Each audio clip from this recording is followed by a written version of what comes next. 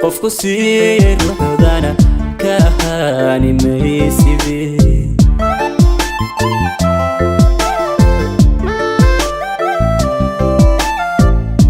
ana dadka kugu jecel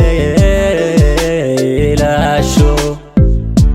ana farxad ku sidii la sho ana kugu kaliga la sho ana kugu kaliga la sho